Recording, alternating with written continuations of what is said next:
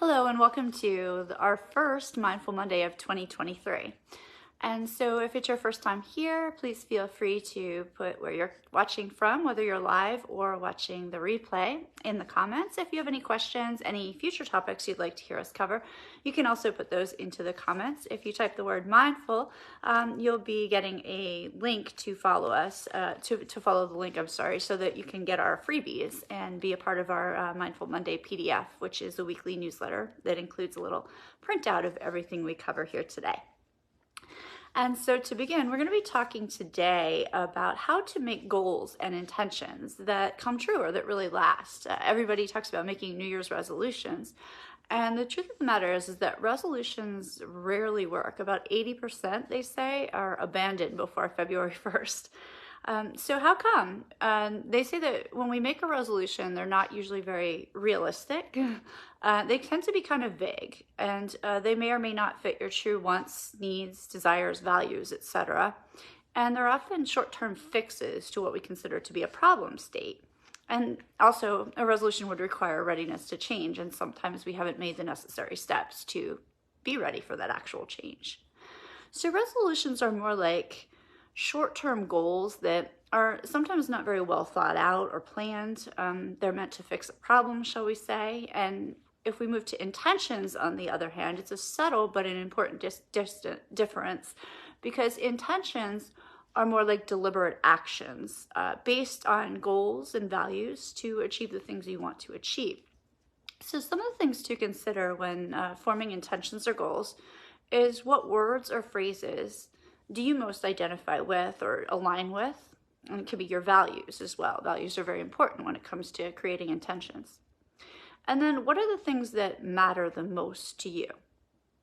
Another thing to ask yourself is, what would you like to create or nurture in your life? And then, of course, what kind of things would you like to let go of? And then another good one is, are there people, including yourself, or situations that you'd like to forgive? And what fears would you like to be free of? And what are you grateful for? Gratitude is a big game changer. And you definitely want to be authentic. You want to define these intentions. You want to be able to let go of the past and keep your focus on the present. And then practice gratitude and really envision the intentions that you do create and set. And then know that when it comes to habits, some of us do like to let go of certain things, and habits are actually not difficult at all to change. You've literally created hundreds of habits. You probably don't even recall the hows, the whys, or where they even came about. But the first thing is, if you want to change a habit, you'll want to create a new habit, because nature abhors a vacuum.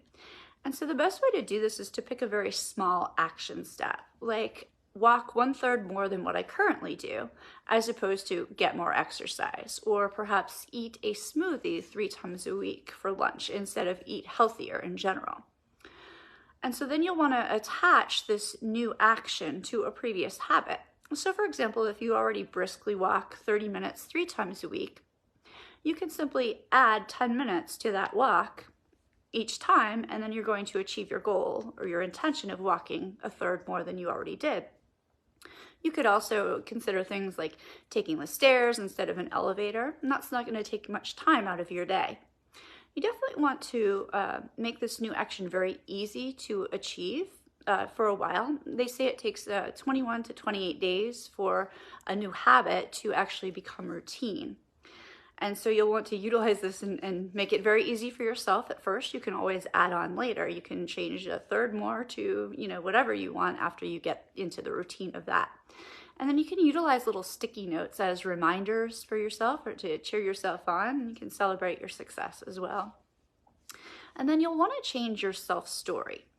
And so you can do this by paying attention to what you're saying to yourself in your mind, or to what you're thinking in your own mind. So for example, if we go back to that example of the 10-minute added on walk, instead of thinking, oh my goodness, it's cold out and I have to walk 10 more minutes, you want to think, wow, I can really take some deep breaths and enjoy nature as I take this extra time to help me achieve my goals and feel better. And then we'll want to utilize what's called SMART goals. So when we talked about resolutions being too vague, SMART goals or SMART intentions, it's an acronym, and it stands for S is specific, so you're getting really in touch with the specifics. The M is measurable, and so we need to have a quantity, time kind of thing to be measurable. So the 1/3 more walking was measurable.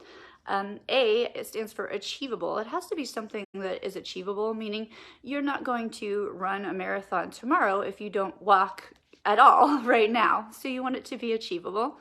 And R stands for relevant. So you want it to be relevant to your goals. And then the T is the time bound. So we want to put it within a specific time period. So, you want to be walking 1/3 more in 1 week, than you already are. So that makes our goals, our intentions more achievable than what we tend to do for a New Year's resolution. So I hope you've enjoyed this Mindful Monday, and we'll see you next week. Thanks so much.